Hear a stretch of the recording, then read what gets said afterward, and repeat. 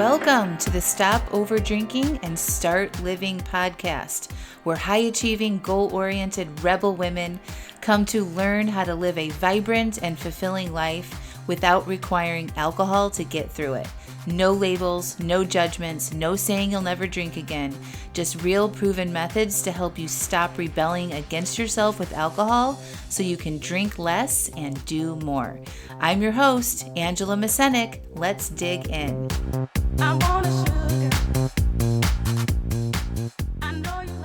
Welcome to episode 206, Your Questions Answered. Well, hello there. How are you all? This is a really good episode. If you're new to the podcast, I think you should start here. So I get questions all the time about how to drink less, and specifically, we're in the holiday season right now, and I got a lot of questions that were emailed or posted in one of my Facebook groups, and I wanted to give you a one-time hit of having all of these questions answered in one place. So this podcast episode is a really good place to start. I'm answering these questions. How do you handle holiday stress without alcohol? I'm answering, once you identify your feelings, how do you change your thoughts around the feelings? I'm answering, how do you stop drinking after your planned amount? We talk about changing your identity around alcohol. How do you change negative thoughts while being true to yourself and your feelings? This is also called, I don't want to just, Pollyanna myself and how I think about things. And then, how do you believe in yourself enough that you can write down your drink plan and feel optimistic that you can stick to it?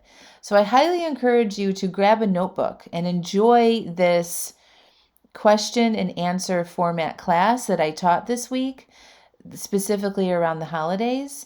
And I talk about my coaching program. I am taking final enrollment into my 6-month Stop Over Drinking and Start Living coaching program. And I don't want you to miss this opportunity because it closes down on December 31st, 2022. You can check out the details by clicking through in the show notes, but it's angelamascenik.com/join SODSL for all of the details and to apply to join the coaching program.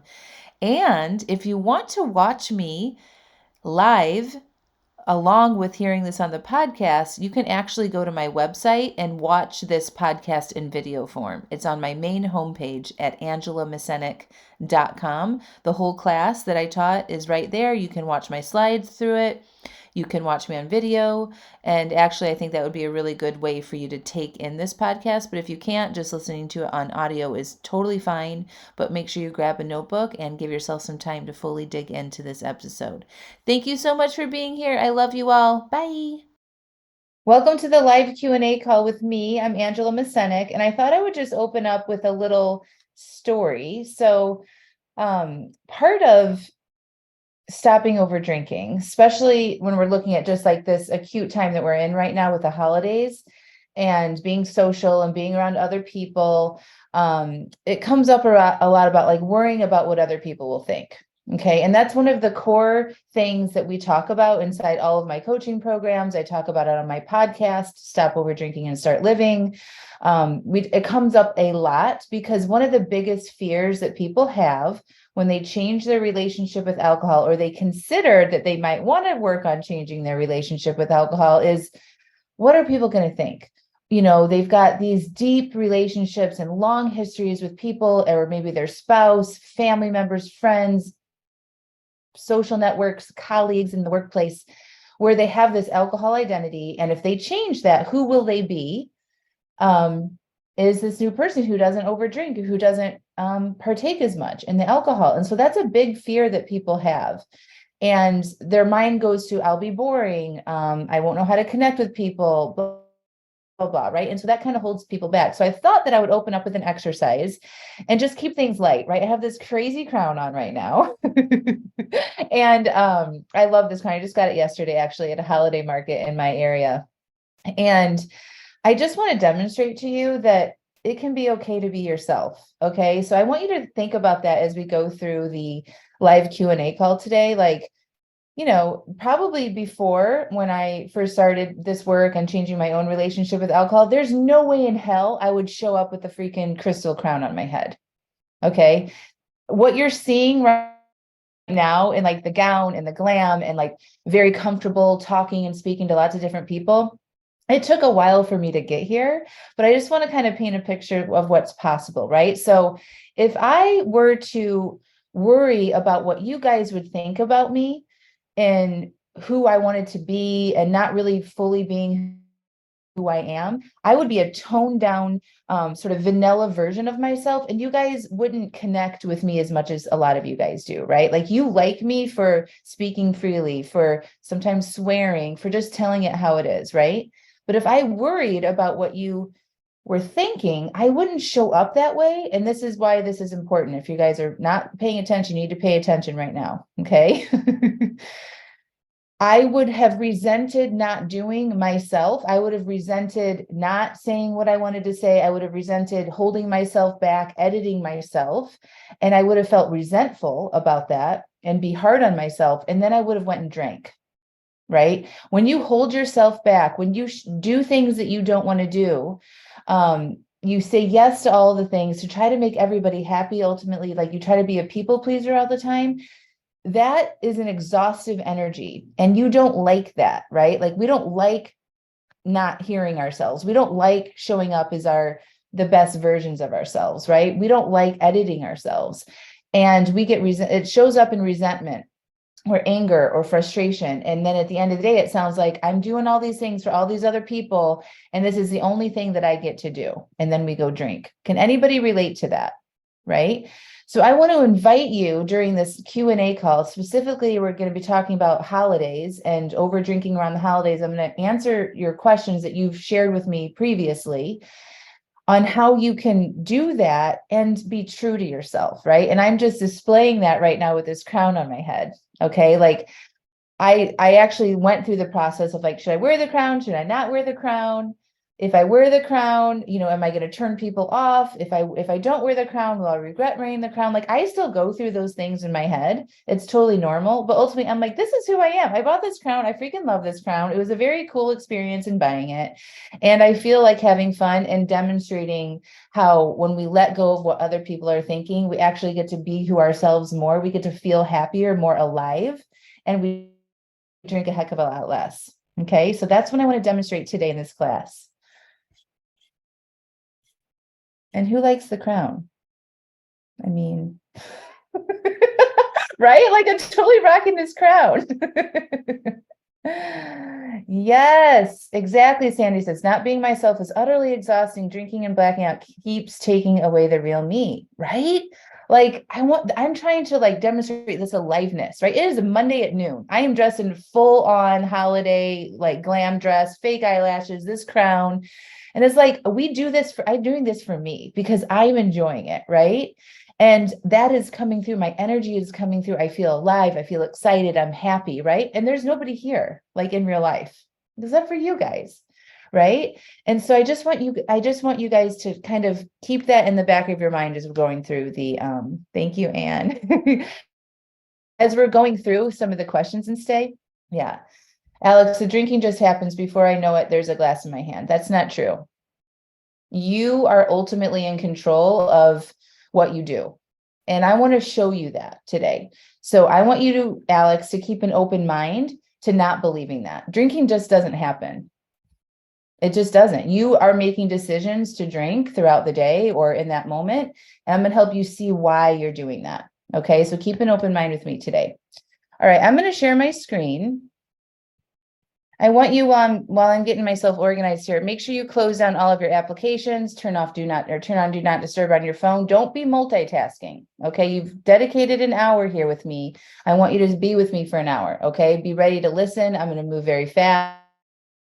I'm going to answer as many questions as I can. I've got some pre-sent in questions here that we're going to start with, but I know that there'll be more.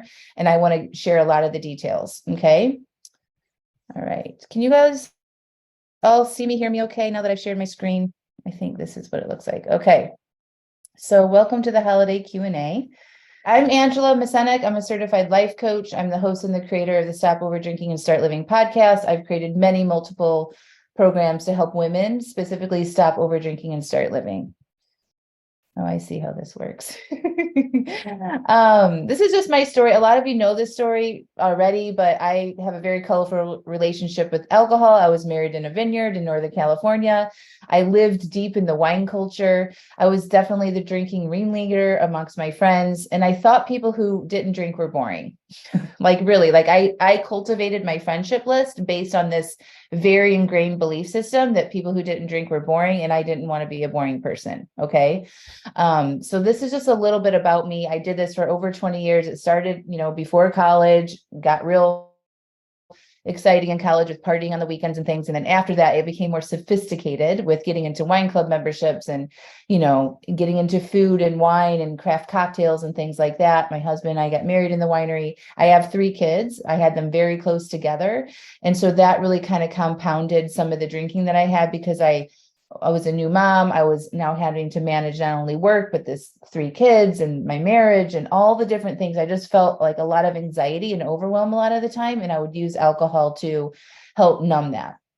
And along with everything like celebration times, party times, any event. If it was sunny outside, I'd be like, "Ooh, let's go have a glass of rosé and sit outside and enjoy the sunshine." I mean, it didn't start that way, but it became that way over time. It was good times, and in bad, I would turn to alcohol to amplify those good experiences and to sort of like down regulate my negative sort of emotional experiences. Oops. To figure out. Yep. Thank you. So this is just me now. This was actually almost 5 years ago. I was on the dance floor with my friends. It's my husband right in the back, kind of looking away. Not that other guy in the very background, but right behind me. That's me drinking club soda in a club in Chicago, celebrating my 40th birthday with all of my friends. And this did not happen overnight, but it did happen with some of the ways that I'm going to teach you today in changing your relationship with alcohol. So I want you to keep an open mind. Okay. Believe that this is possible for you. If I can do it, you can too. So I just want to give you a real quick summary about why we overdrink. Okay. This doesn't just happen, right? It started because typically people who overdrink, we're seeking to feel something that we currently don't feel in the moment that we choose to drink. Okay. So if that's for you at the end of the day and you want to feel relaxed at the end of the day, it's because we're not feeling relaxed. We're feeling stressed, overwhelmed, tired, bored, something like that. And we use that alcohol to get to this desired sort of feeling state. It's just sort of unconscious, but it sounds like, ooh, I just want to relax. Ooh, I just need to have this glass of wine while I cook dinner and transition. It was a long day at work. I've been so good. I deserve this. It sounds like that mind. But that's why we overdrink, because we're using it when we feel something that we don't want to feel, or we want to amplify current feelings that we have. And we unconsciously believe that that glass of wine or that drink or that beer or whatever is going to be the answer to feel differently than we currently do. That's like, we want that buzz, right? We want to feel differently. We want to get out of our minds because there's something happening that we don't like internally. Okay. And so when we do that, when we decide to drink from that place, we need a lot of alcohol to get to that desired emotional place that we're after. And that happens because our emotions, what we're feeling internally and what happens up in our mind, that isn't solved by an external thing that we ingest, right? Our thoughts and our feelings are created internally. And so when we use something externally like alcohol, or it could be food, it could be shopping, it could be smoking, drugs, all that sort of things that we ingest and put into our bodies. When we do that, we need a lot more of that thing to get to the desired effect to actually numb what we're experiencing. So it's hard for us to cut back because we don't know how to handle the desire that we've built up over time around alcohol. It's just like, I just want it. It feels hard. And then we give in and we create more training in our brain that that's a solution for us when we feel bad. There's so many stigmas and labels around not drinking, right? So we don't want to tell our family and friends. Remember, I opened up with that. We're so scared about what other people are going to think. Not only that, who will we be and like our identity will change, but we don't want people to think that we have a problem, that there's something wrong with us. And we don't want that label that's generally attached to people when they talk about drinking too much or struggling with over drinking, right? We don't want to be called an alcoholic. We don't want people monitoring how much we're drinking, right? Like, so that holds us back from getting the support that we need and talking about this. And so we don't make a lot of changes. Okay. The other part of the why it's so hard to cut back is because we don't solve the internal things. And that's exactly what I help people do, is I solve the emotional part of it and help you think differently about your life so you feel better. But the people that don't do that internal work go back to their old patterns and behaviors, because our behaviors and the actions that we take is driven by how we feel, right? So the act of drinking, the act of avoiding doing personal work, whatever that is driven by an internal feeling. Our feelings drive us into action. Okay. And if we don't address that internal stuff, we find ourselves back into our own patterns over and over again. So that, I mentioned this already, but what I teach is I teach you kind of how to identify which repetitive thoughts are holding you back from changing your relationship with alcohol, and to come up with new thinking and new ways of thinking and about yourself, about your identity, core principles like getting over what other people might be thinking about you and living who you are and who you want to be. I teach you how to process your emotions and how to interrupt that automatic cycle of feeling something and then going to need to find a drink. And when you change those things from an internal way, it shows up externally by you drinking less, and it becomes an easy thing for you to do. This is just a little rainbow. I've always liked rainbow and lots of color, but this was me at a wedding in the morning wearing sunglasses because I overdrank the night before. Definitely still rocking it and things, but like this was a very painful moment. I was really upset with myself because I drank so much the night before. I was really tired and really hungover, and I was drinking a mimosa to kind of like take the hair off the dog. And this is me just more vibrant, more open, more alive, more I mean, my life is completely different now than it was before. First of all, I have my own business. I haven't drank in almost 5 years. I have way more relationships, way more fun in my life. I mean, right? Like I know how to have a good time. I know how to not take myself so seriously. I do a lot more interesting adventure type things. I'm really into hiking and traveling, and I see sunrises in the morning wherever I go. It's a much more colorful, vibrant, alive life that I remember everything of. So again, just if I can do this stuff, you can too. So I'm going to talk to you before we get into the Q&A. I'm going to go over my 6-month coaching program with you. And I want you to consider joining this program because at the end of this month, I'm closing it off for new members. And the next 6 months is going to be an all-in support on helping you change your relationship with alcohol. And I really want you to consider joining it because it's an amazing program. I've coached hundreds of women through this program, and on average, they reduce their drinking by 50 to 80% by the end of the 6 months for people who complete the program. And so I want to give yourself an opportunity here right now to believe that you can do that too, and tell you the details of the program, and then get into the Q&A, and then I'll answer your questions throughout and get into the meat of it. But take notes right now. Again, this is going to be recorded and sent out tomorrow, so you can watch the replay and get more of the details. But if you haven't heard me share the details of it, or you want to hear it again, I'm going to take 5-10 minutes to go through that with you now. So just to kind of preface it, any free class that I do, the podcasts, paid programs, these are kind of, you know that this is for you, and I might be a good coach for you. If you tell yourself that you will only have 1 or 2 drinks, but you typically drink more than you want to, you feel frustrated with yourself when you wake up in the morning, you struggle with honoring your commitments. You've tried to cut back in the past, but have failed to make it a permanent solution. So, you've been working on this for a while, and you just aren't really where you want to be.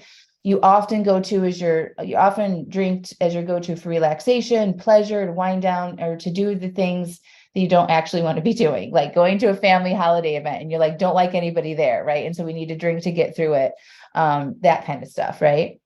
And you might feel stuck and overwhelmed and not sure you can do it.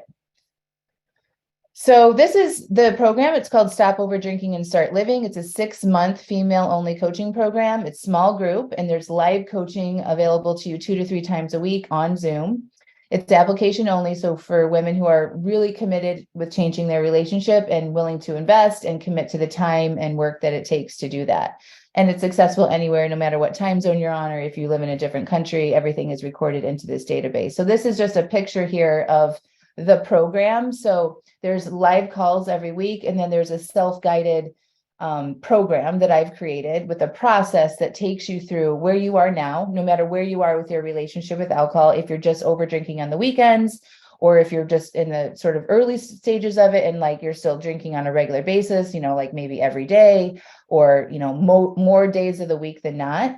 this program will take you where you want to go with your relationship with alcohol. And the one thing that I want to really make clear is that you get to decide what that looks like. This is not a moderation program, and this is not a quit drinking program. This is for you to tap into you and your knowing about what's best for you. And I teach you how to do that, how to learn how to trust yourself, how to make your own decisions. And we do that through the 6-month program. But this is just, every month we have a different theme in the self-guided portion of it, where there's videos, a workbook every month that you take a little bit deeper dive into that. And it's collated in a way for you to go where you are right now and to, at the end of it, have a 50 to 80% reduction in how much you're drinking. So I think I just explained this: monthly workbooks and videos, access to previously live recorded classes. I've done classes on relationships, weight loss, feelings workshops. We had a sleep expert come in and talk about sleep in middle age and while cutting back, because that is a very common thing with people. And you get access to a private Facebook group where people inside the program can connect and ask questions and get online support. Each week, the program offers 2 to 3 times live, similar to this, to get coaching on Zoom. And then we have a monthly Q&A call on food and overeating. A lot of times people start to replace, not their drinking less, but there might be snacking in the evening. So we have a dedicated call for that once a month. All of them are recorded and uploaded into a members only website where you can watch them within 24 hours if you can't make it live. You also can submit coaching worksheets. I have coaching worksheets where you write in like what you want support with, a specific topic, and you can email that to me and I can address it on our call if you can't make it live. So I wouldn't worry so much about like your work schedule or what time zone you're in, because you can get support in different ways. You can come to the live calls. We have them at varying times throughout the day, in the morning to the evening. I actually do a lot of calls on the weekends as well to accommodate everybody's schedules. And then if you can't make one of those that week, you can email in your coaching request and I can, address it for you live, similar to what we're doing here. Like you guys wrote in questions that you wanted me to ask, and I'm now answering those questions, but this is a much shorter time frame than that. And then you can watch the replay on that. So there's a way to engage with it that works with your schedule. You can get as much coaching as you want. It's a small enough group that if you want coaching every week, that's not a problem for you to get direct coaching by me inside the program. Yeah, I think that's about covers as far as I say to be successful inside the program, try to make it to 1 call a week. We have 2 to 3 just to accommodate different schedules and whatnot. But to be successful, like the time commitment would be to do 1 call a week. But you're welcome to come as much as you want. Just checking over here, the Q&A. Okay. This is just a sample calendar that kind of shows you, the different times that we have. We do office hours on Sundays, which is, where you can come and get support on anything in the program, anything that you need help with. That's just a sample calendar. So the cost of the program is $5,500. That's 6 months of daily support, 10 live calls per month, unlimited written coaching support, monthly workbooks and videos, bonus courses and workshops, and that support and connection with other members. So this is the link. Maybe Amanda, if you can put that in the chat, the application is on this angelamascenik.com/join, SODSL. There's 3 videos that kind of just took you through what I just went through. So if you want to apply, you don't necessarily need to watch those videos unless you want to. But it goes into more of like the problem with over drinking, the solution, how I help. And that's really doing that internal work, right? And taking you through the process and then the details of the program that I just went over. But if you know that you want to join, just go ahead here and then you can click that apply here link. And that's a simple online application. It'll come directly to me. And right now for the next week or so, I'm offering free calls. If you know that you're ready to join, you just want to talk to me directly about it. I'm happy to extend a private call with you over the phone and we can talk through that if you want to, but that's only available for like the next week or so. So make sure you do that. Again, this program is closing at the end of 2022 and I won't be opening it again in the near future. And I'm going to go all in for the people that join for the next 6 months. And it's going to be amazing. We have a lot of fun things planned. We have January is our Healthy Habits Challenge, where I'm going to help you create the new habits that you desire with daily support in our Facebook group. It's going to be a really, really fun, engaging time, and you get as much support as you want. So I really want you to consider that. Again, the average reduction is about 50 to 80% on how much you're drinking, and some people end up quitting. So if that's encouraging for you, I want you to check it out. There's testimonials, and I'll be sharing some of that here today as well. So I'm going to move now into the Q&A portion of this. You can ask me questions about the program, and I think some of that will probably be answered as we go along as well. Thank you, Amanda. Okay. Oh, additional bonuses. So if you join now, we have a live kickoff to join the program next week, which will be recorded if you can't make it. But right now, what I'm doing is if you join now, your official date will be January 1st. You don't have to like get going in the program right now if you don't want to, but you will have access as soon as you sign up and join. But your official 6 months would start on January 1st, and that will get you through the end of June. Okay, but we just like for the holidays and stuff, we know that a lot of people have different things going on, and like this is a time commitment. So if you join now, you'll have access to the program. You can come to the orientation call next week if you want to, or you can just wait until January 1st. All right. So again, this is not a recovery program. I can't remember if I mentioned it. If you need alcohol to function and get through the day, this is not the program for you. I'm a certified life coach. I do not have a medical credential. I help you do that internal work to help solve it and change your behaviors and patterns. But if you feel like you need medical supervision while cutting back, this isn't the program for you. All right, so this was something that somebody wrote in. She said, I'm in my 6th month of the program and successfully moderating. For the past 6 years, my husband and I have 1 to 2 bottles of wine a night. I started to examine my drinking on many levels. One was a retirement budget. I literally had a line item for wine. I thought I would never be able to retire as I wouldn't be able to afford wine. I was tired, overweight, out of shape, and stressed like the rest of the world. I joined the program the week of Thanksgiving, made a drink plan for that day, and have had all the holidays since without alcohol, Christmas, New Year's, birthdays. Each week, my desire to drink is overshadowed by my desire to not drink. I'm not overthinking it. The chatter is quieter and the desire lives in the background. I'm where I want to be in my relationship with alcohol, which is occasionally having it. Alcohol-free weekends are my new favorite things. Even when I drink moderately, it was always on the weekends as my treat. When I removed that treat language to wine, my weekends opened up. When I have an overdrink, I evaluate it and move on. My monkey mind is no longer in control. My true self is. And so this is what is available to you. Like, imagine that. Like, she was so detailed in what she was sharing, right? Like, she had a line item for spending money on alcohol. And she was so like hell-bent on keeping that like it prevented her from like thinking about retirement. I know that y'all can relate to that, right? I hear this all the time. People share how much money they're spending on alcohol a month. Somebody posted in our Facebook recently, they were spending like $300-400 on wine just at the wine store. I can't remember, Total Wine, like screenshotted their Total Wine membership. And that was only there. It wasn't including what they're spending out going out to dinner, at Costco, at the regular grocery store, none of that. So if the price of the program is like, right, like just do the math on what you're spending on alcohol. And that is about what my clients spend in a 6-month to a year time period. And it will for sure pay itself back with this investment into permanently ending your overdrinking struggle. All right. So I want to get into the Q&A now. So this was one of the first questions that I got. How do you handle holiday stress without alcohol? And my initial answer is you need to reduce your holiday stress. Okay. A lot of times it's like we just assume that holidays have to be stressful. Yes. Like that is an assumption that we make sometimes about the holidays. And I want to offer you a different way to look at it. So to think about having a less stressful holiday so that you aren't tempted to numb out and escape with drinking. Who's in for that? Right? Like when I say that, like, let's learn how to make your holidays less stressful so that you don't feel the need to drink so much. What comes up for you? Is that like, that would be too hard? I have too many commitments. I don't even know how to do that. Like, tell me what comes up for you when I say that. So when I think about holiday stress, a lot of times we're feeling stressful because of all the things, all of the commitments that we have, or we try to make our holidays seem perfect, right? We want to have all of the right number of presents for all of our kids. We want to buy presents for all the, external family members. We want to decorate and have it look perfect. We want that picture perfect holiday. There's Christmas cards that we're considering putting out, or matching holiday outfits, or ordering all these matching holiday pajamas and doing our Christmas cards and like having this Instagram worthy type holiday experience, right? There's a lot of work that goes into that.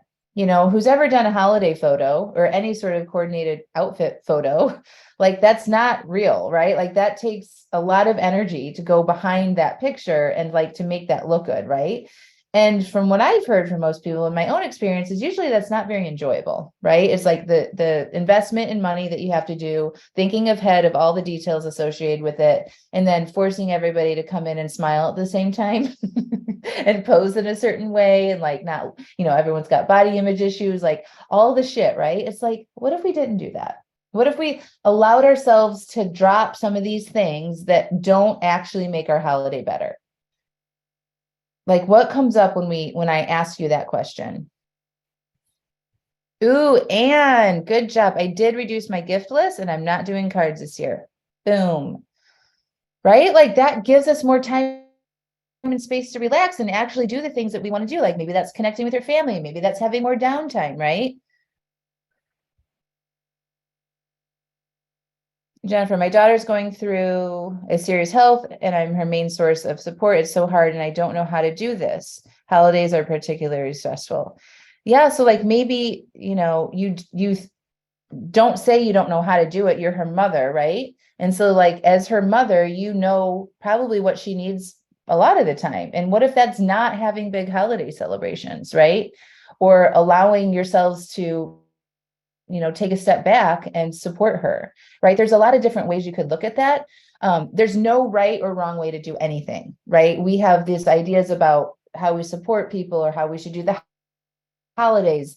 And y'all, what's most important is what you feel inclined to do. That's always the right way. Like asking yourself, taking the time to ask yourself, is this what I want? What do I think would be the most helpful? And then listening to that, right? We don't ask ourselves these questions. We just start saying yes to what all these other, our society, our family members, our traditions, all of these things that have been kind of put upon us is like the right thing to do. But I promise you, just like I opened up with, when you learn to ask yourself what you want and what you think is right, that's when you have more freedom. That's when you have more time. That's when you can let go of that resentment that you're carrying around.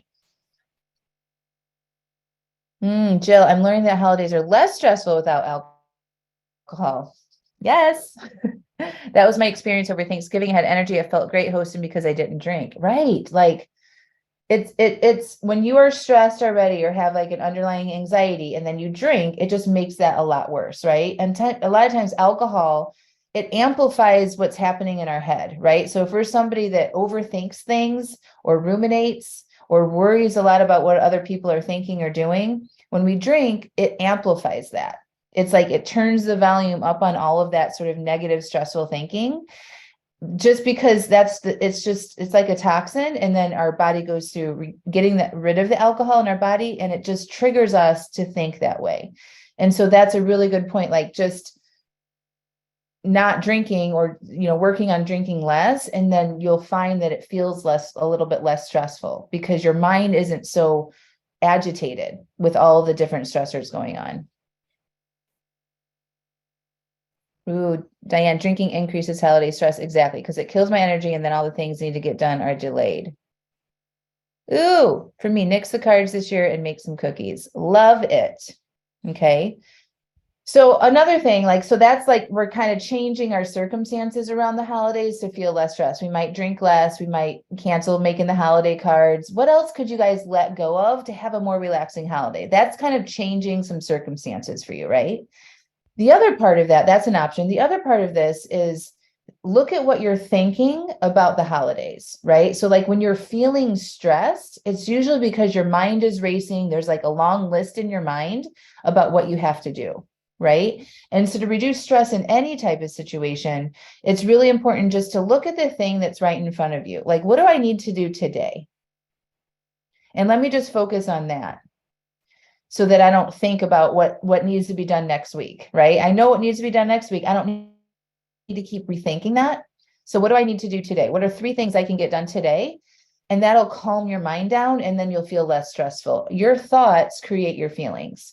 So stressful, that uptight stress, right? Could be anxiety, right? That is created in your mind. And there's different ways we can handle that. cancel some of the shit that you don't want to do, right? That'll help you free up your time and space and energy.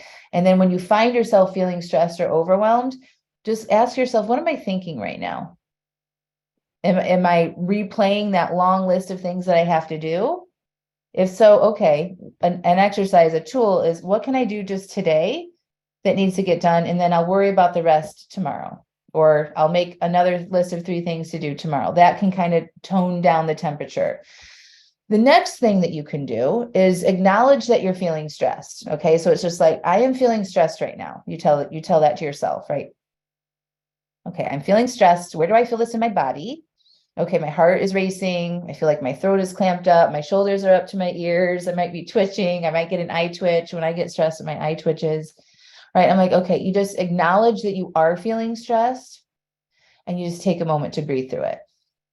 And you process that emotion. You process that feeling. Acknowledging how you feel is a way that you can connect to yourself and validate how you're feeling, and just take a moment to pause and process and breathe.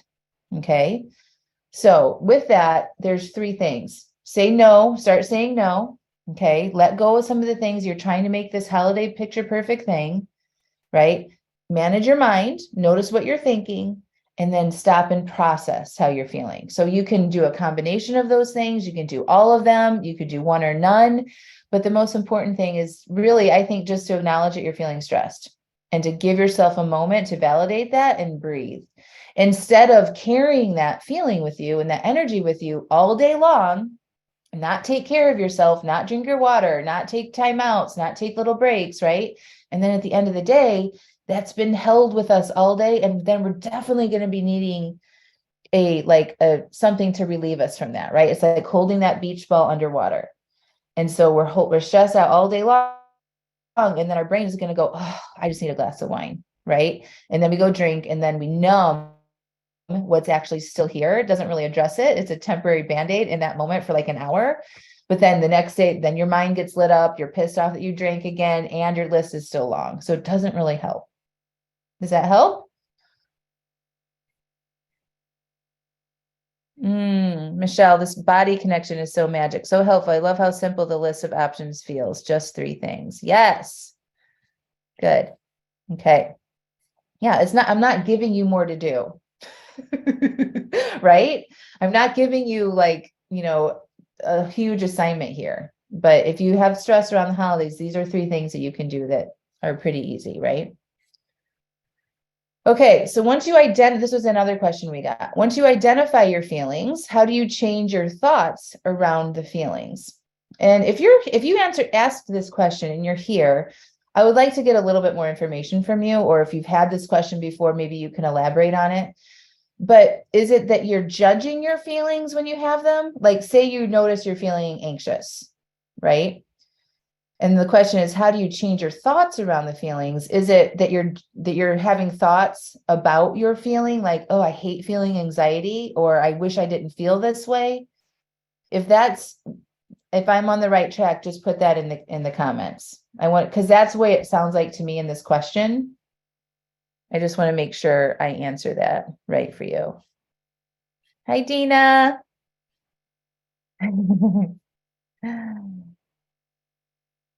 Okay, I'm going to assume that I'm on the right track with this question. So this is good. So once you identify, so I talked about that, right? Naming your feeling, giving yourself a moment, process that feeling, right? So that's what I would recommend here. So once you identify your feeling, whatever you're feeling in the moment, right? During your holiday preparations, during a holiday event, whatever it is, you process your feelings. You don't go to changing your thoughts around the feelings next. So you identify okay, I can recognize I'm feeling, fill in the blank. And then you go in, you connect with yourself, and you breathe and use your breath to allow space around where you're feeling that emotion. Okay. So everybody always feels things all the time. You wouldn't be alive if you didn't. So even right now, you can practice that. So I could ask you, how are you all feeling right now? Name your emotion that you're having right now. Could it be excitement? Are you stressed out about this information? Is it too much? What are you feeling right now? You can even just type that in the chat, and I'll help you understand what I'm talking about here. Okay.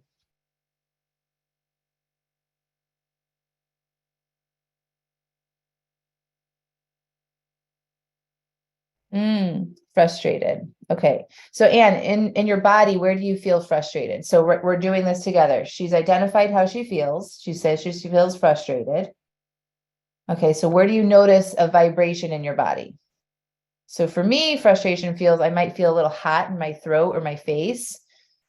I might feel tight. So that's how I would describe it. You feel it in your face. Great. So this is the exercise. I've identified that I'm feeling frustrated. Okay, let me feel where I'm feeling this. Okay, feel this in my face.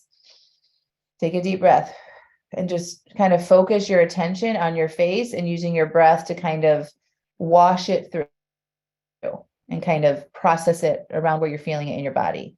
And you stay in your body in this time. You're not in your mind thinking about the problem. You're not thinking about what's frustrating you. You're just telling your mind to go focus on the vibration wherever you feel it in your body and using your breath to kind of process that. Okay. Once you do that and you feel like the temperature has come down, then we can go look at what you're thinking about your feelings. So if you're judging yourself on how you feel, we can look at that. We just simply ask ourselves, what am I thinking about feeling this way? So you can get aware of if you're having judgment. Like a lot of people, it's very common to be like, I don't want to feel this. I can't handle this. This sucks. I don't want to feel this way. I want to be over this, right? We have those kind of thoughts. And so when we have those kind of judgments or wishing we didn't feel this way, it's like we're rejecting ourselves. We're denying that we should be feeling this way because our feelings are 100% valid all the time because you're having them, because it's actually happening, right? So the best thing you can do is be like, okay, well, I am feeling this way. And so can I just breathe through this for a few minutes and accept that? Can I try that? Right? Instead of thinking you shouldn't feel this way, because then that adds another layer of frustration or a negative emotion, right? So when you think, I wish I didn't feel this, how does that feel when you think that? I wish I didn't feel this. It's like resistant, right? Or frustrated or angry or pissed off, right? That just adds another layer of negative emotion, right? I call that the shit sandwich, the emotional shit sandwich, right? So like you already had a baseline of a negative emotion and now you're having a thought about not wanting it. That creates another negative emotion, right? So that becomes very hard. And then that's when we escape. So the goal is to accept how you feel no matter what situation you're in. No matter what's happening, I'm having an emotional response. I am a human and that's okay. Let me breathe and process. Okay. It feels urgent to fix it. Yeah, because our brain, just to give you a little bit of human behavior 101, our brain is programmed to seek pleasure and avoid pain. So when you're in emotional pain, your brain is literally programmed for you to get out of it. It's like, okay, we need to go fix this urgently. That's our primitive survival system happening, right? But the good news is that we can override that by being aware and doing these exercises that I'm taking. We need to engage our higher part of our brain. That primitive part is coming from our lower primal part that has helped us evolve over time, right, and stay safe and alive as a species. But now we have a higher part of our brain that we can direct that more efficiently. So you just want to recognize, yeah, it feels urgent to get out of this. And the way out actually is to allow. So if that's what I want, is allow it space to be processed through your body. And then it won't be long before you're feeling the temperature come down on that. Yes, Kim, I do that all the time. Not only wish I didn't feel this, but I shouldn't feel this. Yeah. I know it's kind of like we're gaslighting ourselves, right? It's like we're not acknowledging how we are feeling. And we are telling ourselves, it's like telling a little kid, why are you upset? You shouldn't be upset. That's so unvalidating for them. Like the kid is upset. Clearly, they should be upset because they are, right? And we learn that as children from our own society and our parents and all that. And now here we are as adults with these emotions that we feel like we shouldn't have, but we do. And so then we go look for the easy button with drinking or eating or escaping in some way, right? But every emotion that anybody has is always valid because that's what's happening. It is happening. So it's like, let's just learn how we can accept that and breathe through that. We don't need to act from it. We don't need to try to get rid of it. But if we can learn how to be with it and allow and process and say, I want to be with this. Let me breathe with this. you're stop judging and it takes the temperature down right away. Oh, you tell yourself to grow up. Yeah. This is another tip I just recently kind of came up for myself. That is somebody else's voice is telling me to grow up. That's really not me. Like I don't want to talk to myself like that. I have adapted somebody else's beliefs about my emotions and it's showing up in my voice now. Right. So like our parents, our culture, our society, we all are programmed. Like to think that we don't get programming is crazy. We're humans. We're very influenced. Our society influences us. We're taught how to be as children, and we adapt those beliefs as we go through our lives, right? And then it comes to this point where we start seeing these behaviors that we don't want, like drinking, and we got to kind of reconcile that, right? Like, okay, is this something that I want to keep, like telling myself to grow up? Probably doesn't feel super loving and nice, right? Like, so maybe we could drop that one. Maybe we're like, when I hear myself saying that, that's something that, I've adapted, but I don't want that anymore. So I'm going to be gentle with myself and allow myself to have this emotional experience because I'm a human with emotions. So this is something else that somebody wrote. She said, with Angela's help, I learned to journal, to honor my commitments to myself, to replace my thoughts with intentional ones, and to feel, allowing my feelings. It really has been a life altering experience. I only wish I had made this discovery when I was younger, but nonetheless, I have made changes and continue to grow daily. My business is running better than before. Why? Because I'm a better, stronger, and more aware version of me. I recommend Angela's coaching regardless of the area of growth you want to achieve. She will help you get there. She is fully vested to help her clients live their best life. I couldn't be happy with my life, my time with Angela, and the results I achieved. Life is a journey, and I like the one I'm on now. So this was somebody that I just love, who was, late 60s, early 60s, I think, when she came to me, had been drinking daily for 30 years and ran her own business. And through our time together, she ended up stopping drinking. And she's like, I think 4 years sober now. Her business has catapulted. She's traveling. She's spending amazing time with her family. So I just want you to know that it doesn't matter how long you've been struggling, that you can change a lot of things in a short amount of time. 6 months might sound like a long time, but it's really not. If you look at how long you've been struggling, investing in yourself with a container and time with intention for 6 months, a lot can happen. I changed my entire relationship with alcohol in 6 months. 20 plus years of over drinking, right? So like when you come in and you have these materials and you have the support that you need, you can make really fast progress. Ooh, this is a really good question. I get this one a lot. I actually have a podcast episode on this if you want to take this after this call. Amanda, maybe you could drop in the link to that podcast episode. If you're inside my coaching program, I actually have a full class on this as well. It's like a 90-minute workshop that goes into a lot of detail on this exact question. So a lot of my clients want to, I tell people to make a drink plan for the week. So you decide ahead of time when you're not in an emotional response, you're not at the end of the day making decisions, but like on a Sunday or Monday morning, you think ahead, you make a drink plan. So you decide how much you're going to drink and of what for the week. Okay. And then decide which days you're not drinking too. And a lot of the big work is stopping after you've had your planned drink. So say you have 2 drinks planned for a Thursday night. Okay. Stopping after that too is work that needs to be done, because we have been programming our stuff, and alcohol is addictive. And after you've had so much alcohol in your brain, your decision-making abilities go down. All of that comes into play, right? And so it can be difficult for people to do that. So my recommendation here, the short and dirty of this question, is first go listen to that podcast. And if you're in my coaching program, go watch that bonus class. It's under bonus resources on the website. But for those of you that haven't heard that yet, you want to not be distracted. That's the first part of it. So try to work on stopping with your planned amount when you're not out with people, right? So like if that's a source of a contention, you keep going over your planned amount. Maybe in your next social situation, you don't drink, right? And just go try doing that. And then be very intentional when you do have planned drinks. So it could be at night, after you're done eating.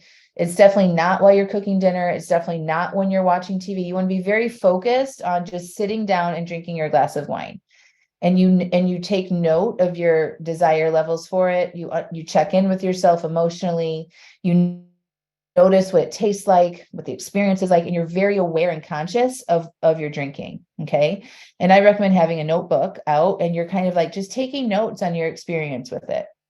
Okay. And it's just about awareness about what's happening in your brain while you're drinking, and what it tastes like, and what it feels like, and what it smells like all of the kind of details of it. So you can fully see that. And then say you're now finished with your second glass of wine, and you can get aware of what your brain starts to say to you, like, oh, just one more drink won't hurt. You've been so good. I really want more. I got to finish the bottle. You know what we think, right? So you just want to be aware of what comes up. And you're like, oh, okay, I can see now. Like, that's interesting that my brain is trying to go get me to have more, right? And the more awareness we have around that, the next time you have your planned drinks, you can be on the lookout for those types of thoughts, right? And you have a plan, right? So like maybe when your brain says, oh, you know what, one more drink won't hurt. I really enjoy that bottle of wine. I don't want to waste it. You're like, you know what? I'm going to work on letting myself be uncomfortable with stopping here and working through those feelings. And I can have more if I want to plan more another day. It's not an emergency, right? And you work on kind of having something to say back in a gentle way to those thoughts that come through, to work on honoring your commitments. It is going to take a level of being willing to be uncomfortable, because you're going to have some urges during that time. And practicing how you feel and like working through those urges and allowing and processing leading up to this is going to be really helpful for you. So you won't die. And it's really not that big of a deal. Like you're having that, an emotional response, an urge, which just feels like desire. Like I want that. And it's okay. And just know that that's a normal response. Your brain is going to want more alcohol because you've given it more alcohol in the past. And your body is going to desire it because it's had it in the past. And it's motivating you to go do that because that's what's happened in the past. Your brain likes to take the easiest path to its goal. And it will motivate you to do the same things over and over again because it doesn't like change, because that feels uncomfortable. But knowing that, it's like, okay, I can handle this. I'm going to have some chatter. I'm going to have some vibrations. I'm going to have some urges, and let me just sit and see what this is like and be willing to feel that. Okay. So those are my tips. No distractions, sit and be present with it, grab a notebook and notice what comes up, and have a sort of counter thought or a counter objection to when your brain offers you those suggestions to go have more.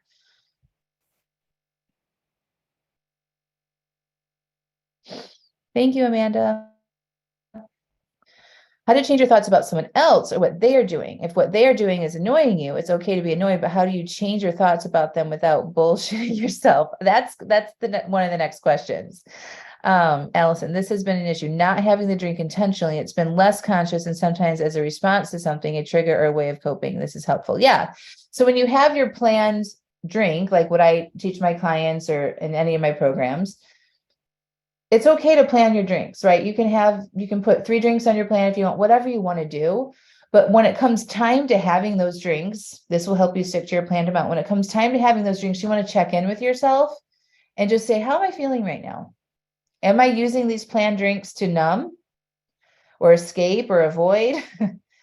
And be honest with yourself. Like if you've had a really bad day or you're stressed out about something, and maybe you're really busy around the holidays or whatever, and you know that you're going to use your planned drinks to kind of shut it off and reward yourself, you want to process through that before you have your planned drinks. And if you can't get to a more neutral state, you want to be like, you know what, I don't want to emotionally drink, and so I'm going to put this off for another day. Because you can still use your planned drinks as a way to deal with your emotions if you're not checking in like that. And if you do that, then that's why it's going to be hard for you to stop, because you're still using that something outside of yourself to make yourself feel better. So thank you for saying that, Allison. Okay. I experienced the uplift of going out on a no planned drink day, really wanting wine, feeling the urge and letting it pass without acting on it. I literally feel stronger having gone through that and sticking with my plan. And I'm actually eager to put myself in more social situations so I can keep practicing this and getting stronger. So this is what somebody inside the program wrote. And I will tell you, like, it is very rewarding for yourself to do this. Like you feel like a super powerful badass. right? When you go out to a social situation and you honor yourself and you work through that, you're like, damn, like I am doing this, right? Like it feels really, really good. And that motivates you to keep going. So this is very similar to what I did when I was changing my relationship with alcohol, is I looked for social situations to go and practice it. And I'm like, I'm going to go through here and I'm going to be uncomfortable and I'm going to process these urges. And I knew, like, the more often I did that, my desire would go down and then I naturally wouldn't want to drink as much. And that's exactly what happens. When you don't answer that call on the other side, your brain doesn't keep motivating you with urges and shit to do it because there's no reward. It'll go motivate you to go do something else. I actually answered this question already, so I'm going to skip it, but it says, how do you change your story around alcohol? This was my podcast last week. It's called Your Alcohol Identity. And Amanda, maybe you can drop that link in here, but just go to you can find my podcast if you guys don't know anywhere, but AngelaMascenik.com. There's a menu at the top that says podcast. It's in order of the latest episode will be at the top. So this is called Your Alcohol Identity. It's also on iTunes, Spotify, Google, YouTube, anywhere where you find podcasts. You just search for Stop Over Drinking and Start Living. But I recommend you guys change that. I take you through some exercises on that, and it's worth the extra 15 to 20 minutes because, like I mentioned earlier, that this is one of the things that holds us back, is thinking, who will we be without this alcohol, right? And so, or by drinking less. So I just want to make sure you guys get the resource there with the podcast. Thank you. Okay. This is something else that they wrote. Today was tough. I just opened a bottle of wine to pour an unplanned glass because I thought it doesn't matter. I deserve this. And then I stopped myself, paused, and thought, nope, I deserve to honor my commitments. I recorked, poured water, and walked away. I don't think I've ever uncorked a bottle of wine and not consumed a glass. Excited about this. So this is part of like that shift and changing, right? So it's like you had an urge. We recognize what we're doing and having that power to stop. There's always a choice there. You are always in charge of what you are doing. And when you can acknowledge that for yourself, then you have power to change it. But if you don't acknowledge that you actually have power here, it's you just let things happen, right? You're like, the wine just poured itself in my glass. All of a sudden here I was, right? That's not true. You need to start becoming aware of your mind and the decisions that you are making along the way in order to get to this place. And that's where coaching can help, doing some of these awareness exercises in the workbooks that I have inside my program, doing our evaluations. I have evaluation worksheets where if you do have an overdrink, you go back and you get conscious and clear about every step of that so you can learn from it and be aware of it and make different choices next time. Okay, so this is the one about kind of in the same line where you're talking about you when you get annoyed with other people. So how do you change negative thoughts while being true to yourself and your feelings? So the first thing is acknowledging how you feel, letting yourself process and breathe through that, right?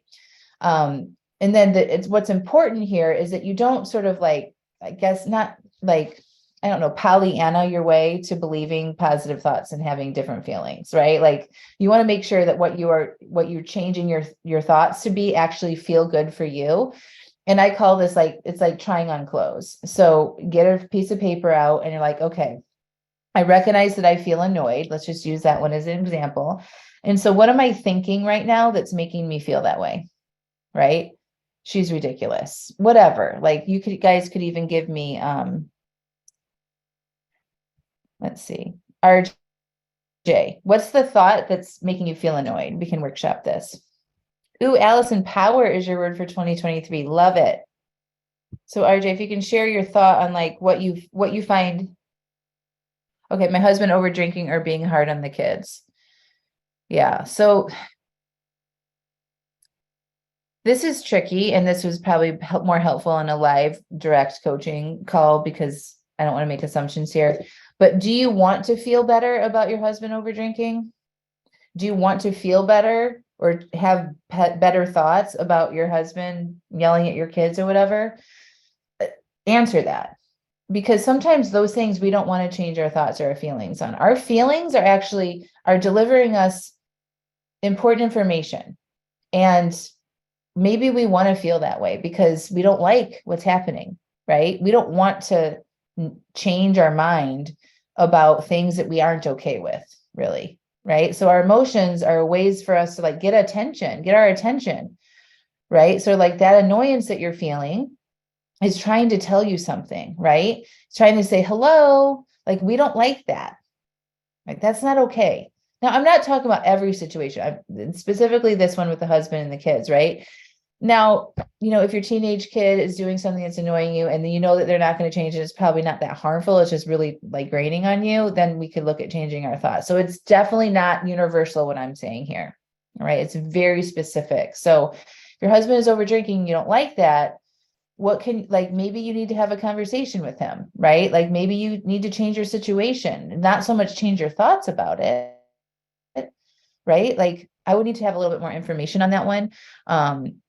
So being true to yourself and your feelings is saying, yeah, I'm annoyed by that, and that's okay. I should be annoyed if somebody's yelling at my kid and over drinking, right?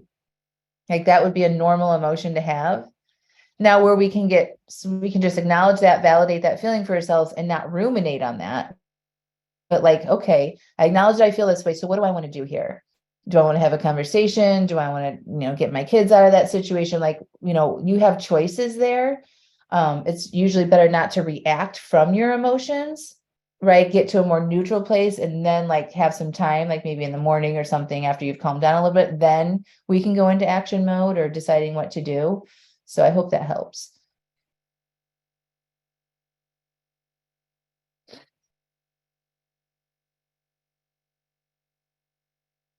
No, you do not have to Pollyanna out of it in order to change feelings. You don't. You can acknowledge how you feel and then interrupt the actions that you take. So if you're feeling annoyed, right, we can choose not to drink and just let ourselves work on being annoyed, right? We can decide like with intention what we want to do from that emotion, right? You can be like, I can feel annoyed and I can go have a conversation with them tomorrow when he's not drinking or when I'm not so agitated, right? Like having power around that emotion is probably what's most important. But I would, just look at that as an opportunity. Like, am I in alignment with the life that I want to live here and who I want to be with and all of that stuff? Again, very nuanced, probably better to have a more direct conversation, but I'm glad that helped. Oh, this was a fun one. Wow, best money I've spent in a long time. The fact that my thoughts do not have to be my reality and I can work to change them and therefore my feelings, even the negative chatter in my mind. I thought I was over that in my life, but after reflecting, I'm far from over that. I can't wait to put this work into my life. Yeah. So again, like the nuances here, we don't want to change our thoughts about everything. We don't want to change our feelings about everything, even though we can, and we have that ability through awareness and through the tools and the coaching model that I teach. But sometimes we don't want to. We just want to listen. We want to become aware. We want to understand why we're feeling this way and then make decisions on what we do. So inside of my program, I teach you how to do that. Like, when do I change my thoughts or do I process my feelings or have a difficult conversation? Like, I help you understand which course of action to take inside the program and through coaching. Oh, this is a good one. How do you believe in yourself enough that you can write down a drink plan and feel optimistic that you can stick to it? So the quick and dirty on this is you just have to start practicing believing in yourself. Even when you may not have any belief in yourself, you can borrow the belief, like all of my client stories, borrow belief from me. It's like, okay, I know it's possible. I know it happens. Other people can do this. So can I be open to thinking that I can do this too? Right. So it's like maybe you don't fully believe that you can do it, but like, well, I'm not special, right? Like none of us are special in this problem. Like even though we a lot of times we feel alone until we get into a group like this. So I'm like, I know other people can do it. So I just wonder if I can be open to believing that I can. That's how I would change that. And then making a drink plan, right? And then trying to follow it. And if you don't follow it, you want to be willing to go figure out why the next day. So inside of my program, again, we have worksheets for that. It's called an evaluation. And you just ask yourself what worked, what didn't work, what would I do differently next time? And then you can figure that out and not shame yourself so that you can do better next time. It's a process. To think that you're going to follow your drink plan perfectly is ludicrous. Like nobody does that unless they are really committed to taking a full alcohol-free break. right? So the goal is like, if I can like reduce my drinking by 80%, even a 50% reduction would be amazing. We're humans, we make mistakes, we don't follow through on things. That's normal. But it's how you talk to yourself after that that's important. We don't want to shame ourselves. We don't want to like go hide and avoid doing the work or looking at it. It's like, okay, let me go figure this out. I'm willing to learn from this. And then you move on and you go try again. Yeah. And Tammy, inside the program, I have a full video and worksheet on how to build trust with yourself. And building trust with yourself actually starts after you don't follow through. That's when we need to work on building up trust the most. Because what happens is people make a drink plan and then they don't follow it. And they're like, fuck it, this doesn't work for me. I'm a failure. It's never worked, blah, blah, blah. And then they go into a spin and they don't get back at it. And they have longer periods of time where they're kind of in that self-sabotagey over drinking cycle. So to break that and to drink less, we build trust after we have an overdrink about how we talk to ourselves and be willing to be curious and see what happened that led to you not following through on your plan. Then you become aware and you learn something and you can take that and move forward and be more aware next time you're in that same cycle. Okay. The people that do that work are the ones that are the most successful. They don't let their failure or not following through mean anything about themselves. They just, okay, I'm willing to figure this out. And they move on and they continue with their drink plan. You're welcome. Can your drink plan only have 2 days alcohol-free a week and only 1 or 2 the other days? You get to decide what your drink plan has on it always. You guys are in charge of this. What I help you do is help you look at your goals. Are you making progress towards your goals? Are we, using the drink plan to still have alcohol in case we're having a bad day, like that kind of stuff. But you guys ultimately get to decide what your drink plan looks like. There's not a prescribed way to make a drink plan. My best piece of advice is just make a plan. Don't overthink it. Challenge yourself a little bit and then work on it for a week and then reevaluate it and then make another plan. And maybe you drop a couple drinks off of it the following week to have some progress. But you guys get to decide what that looks like. Yay.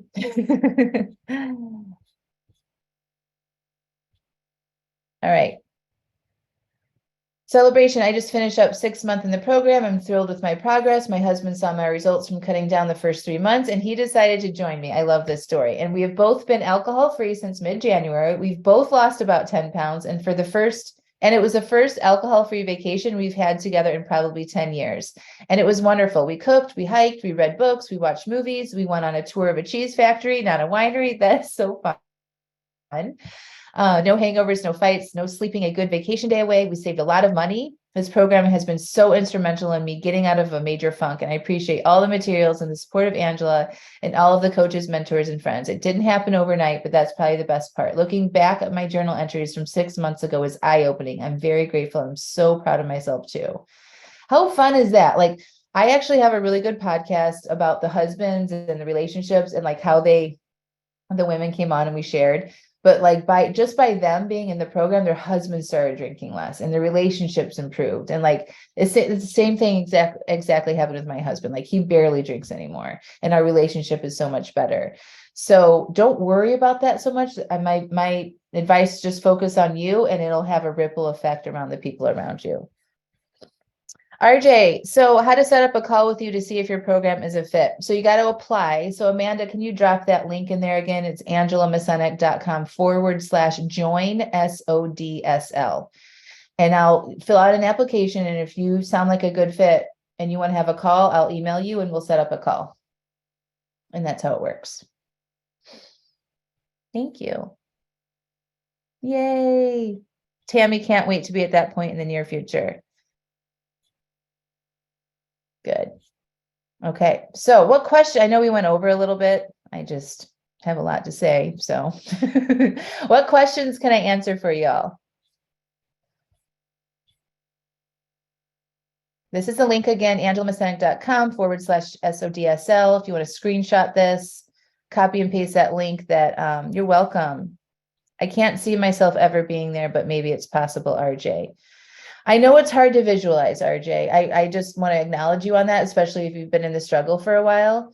But I hope I painted a picture that it might be possible. And that's all we need.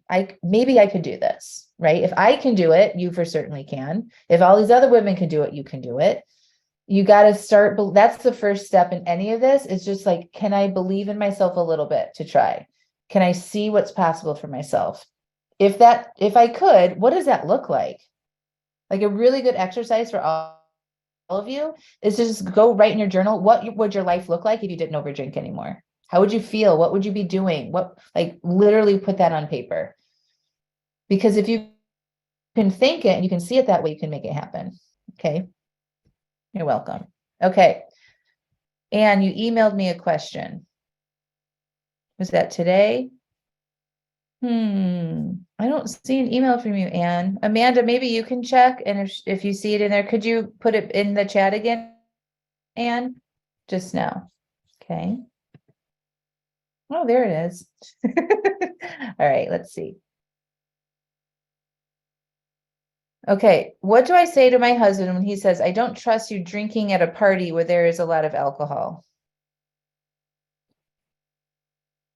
I would just, be like, I'm sorry that you feel that way and I'm working on it. That's my initial response to it,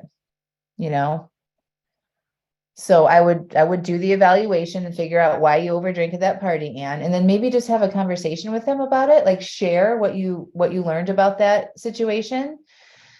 You can only reassure people like through our actions, right? Like you can tell people, I promise I won't do it, and all these things, right? And that doesn't really hold a lot of weight, but what does is your actions. So you can acknowledge that he's upset, right? He's entitled to have his thoughts and feelings too, just like we are, right? And so he's scared, right? So acknowledging or asking, okay, how are you feeling about that? I hear that you don't trust me, but what are you feeling? And I'm willing to talk about it with you if you want, and just listen to him. You don't have to say anything. Like, I hear you. I'm working on it. I'll try to do better. Right.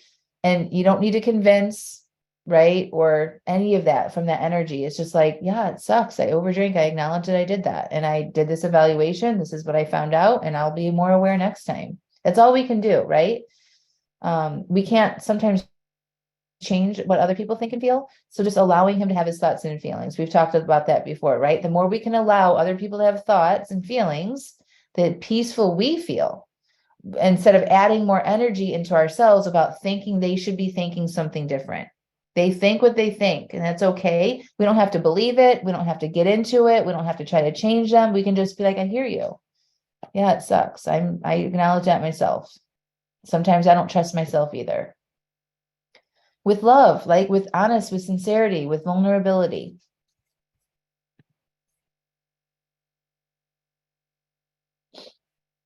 Okay, Jennifer, I think especially since the pandemic, I've been drinking more to relieve my anxiety and loneliness. I would love to not overdrink or use alcohol to tame my mind and emotions. Then you should join my program because that's exactly what we do.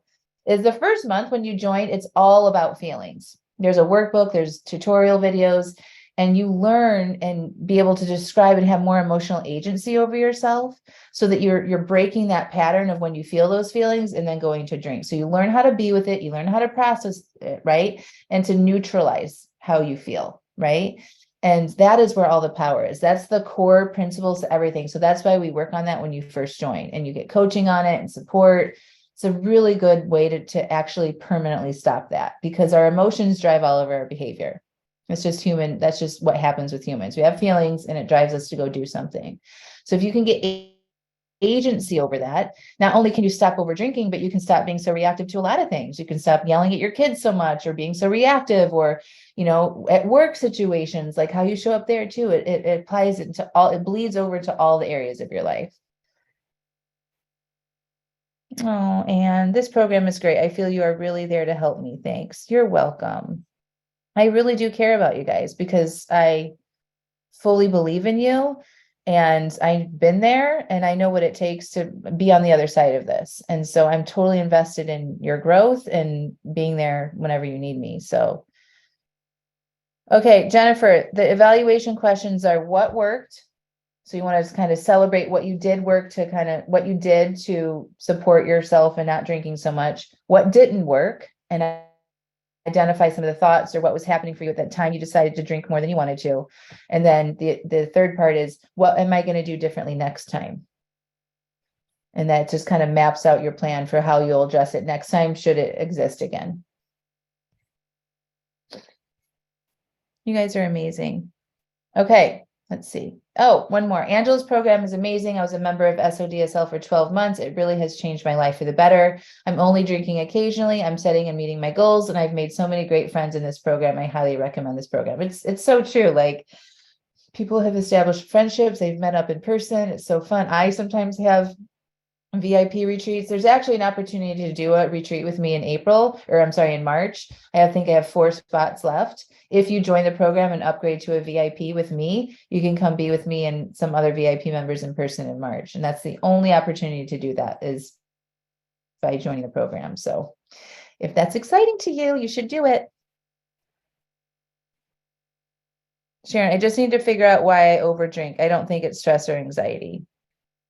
That's not the only reason why we overdrink. It is an emotional thing. It may not be stress or anxiety for you. Maybe it's loneliness. Maybe it's boredom. Maybe it's feeling frustrated. Maybe you're using it to amplify your celebratory feelings like fun or joy or happiness, right? But it's always emotional. It just go back to the beginning of what I was talking about. It may not be stress and anxiety, but it is something emotional, and that's why you're overdrinking. And so by joining the program, you will figure that out very quickly, because what the drink plan does is it helps set like a framework for you. And then you check in with yourself when it's time to have your planned drinks. Like, okay, what am I feeling? If I didn't drink this right now, what would I have to be willing to sit with? You know, what emotion would be there that I would have to be willing to be in? That helps you figure it out real quick. Or if you're taking a couple days off in a row, you'll find out what that reason is real quick.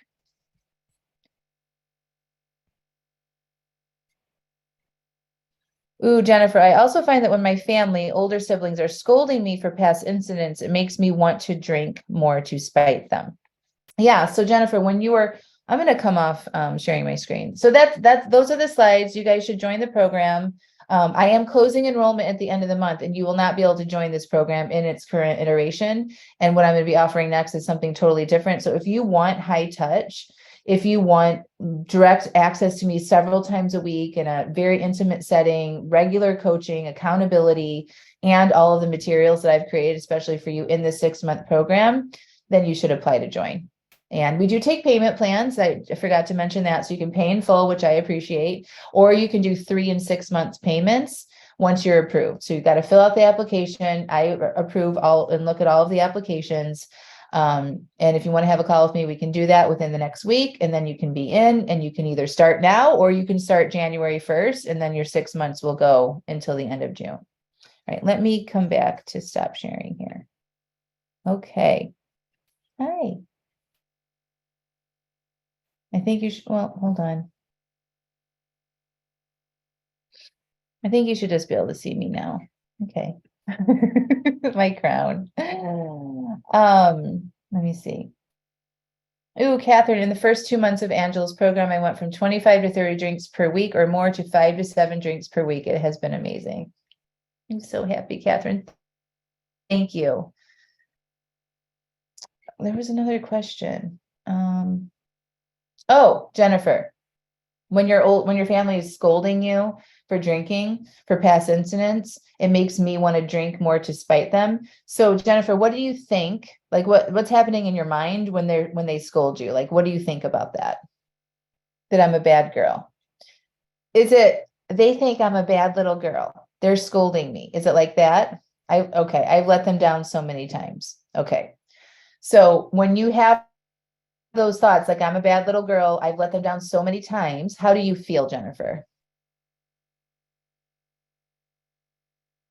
Shitty. Like, but name, like, we understand it's a negative emotion, but like, name it. Is it shamed, guilty, regretful?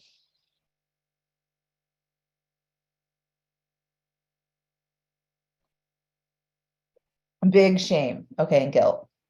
Yeah. So when you feel that shame, just like that hollow terrible feeling in our gut, right? And regretful. What do you typically do when you feel that way? Drink, right? Yeah. So this is a perfect example about your thinking, creating your feelings, and then your feelings driving your actions. Okay. They said words to you, and then your mind has a thought about it. Like, I'm a bad girl. I've let them down so many times. Right. And then you go into the shame, and then that shame drives your desire to escape that feeling by drinking. Right. So to undo that, we just need to look at, okay, their words, although I can't really control what I think when people say things, I can control how I react. So can I just be with this feeling and learn how to process that and interrupt what I do from here? Or can I would recommend changing those thoughts, and you can do that, right? Probably not initially when they say something, you're going to have a real quick reaction. We can't control that, but we can notice that and then change. Okay, well, how do I want to think about this? It feels better for me. That leads me to less drinking. Yes, Jennifer, that makes sense. Since I'm the youngest, they've always told me what to think and feel. After 4 decades, I'm still trying to figure out what I actually feel instead of what they tell me to feel. Gosh. Yeah, that's our job as adults. Like, that's our job, is to own what we want to think and feel, right? Like how we want to react to certain things, and like what belief systems we want to have. We have a whole month inside the program called Belief Systems. It helps us identify some of these old shitty belief systems that we have, and like, what do I want to take on now as an adult? It's a great month. Tatiana, you have a concern about rewarding yourself for not drinking. So let's just like make a list of rewards that you could have that would be good for you. A lot of people might go to food. So like outside of food, like what would be super rewarding for you to celebrate yourself? We should all celebrate ourselves for following through on not drinking or drinking less. So it's not a bad thing to want to do that, but like, what are some things that you can do that wouldn't produce more bad habits? Like maybe you get some nice bath products, or maybe you get a new book or something like that. You give, have some nice special teas delivered, like whatever, like think about good things that you can do to reward yourself that will help enforce some of the healthier habits that you want to have. You like food and drink best. I know, but that's just sort of like your desire levels are high for those things, right? So part of this work is figuring out new things to have desires for, right? So like we got to retrain ourselves and try different things to find more joy and pleasure. There's a lot more pleasure to be had than just through food and alcohol. Like you could go buy a crown and wear it. I mean, I'm just giving you an example. Like I find a lot of pleasure in putting nice clothes on my body, taking good care of my skin, taking a bath a couple times a week, having like a tea ritual at night. All of that is very rewarding to me. And just being in the positive emotions of following through and learning how to process those without needing anything extra to make it better. So I would practice on feeling good about yourself without doing anything and just sitting with that. Like practice feeling good. And how we practice processing our negative emotions, you all should practice feeling good too, and just enjoying that. It feels good to feel good. All right, friends, do you have any questions about the program? Anything I can help you with before we sign off here? We're definitely way over on time. Thank you for all hanging on for as long as you did. I would love to see you apply to join the program. And if you have questions about it before you apply, just send us an email at hello@angelamascenik.com. We will have this recording up tomorrow and email it out to you tomorrow morning. And if you want to have a call with me before you join the program, just fill out that application. And there's a place in the application to indicate you'd like to have a call. And I'll get back to you. Okay? Thank you all for spending the day with me, for being open to me demonstrating in real time how you should not worry about what other people think, and being authentically yourself. That's the ticket. Ask yourself what you want. Say no to some more things. Process those feelings. Give yourself some time, and you should join my program. Okay? I love you all. All right, friends, that's a wrap on all of your hot questions answered. I hope you enjoyed this podcast, and don't forget to get your applications in to join Stop Over Drinking and Start Living. Mwah!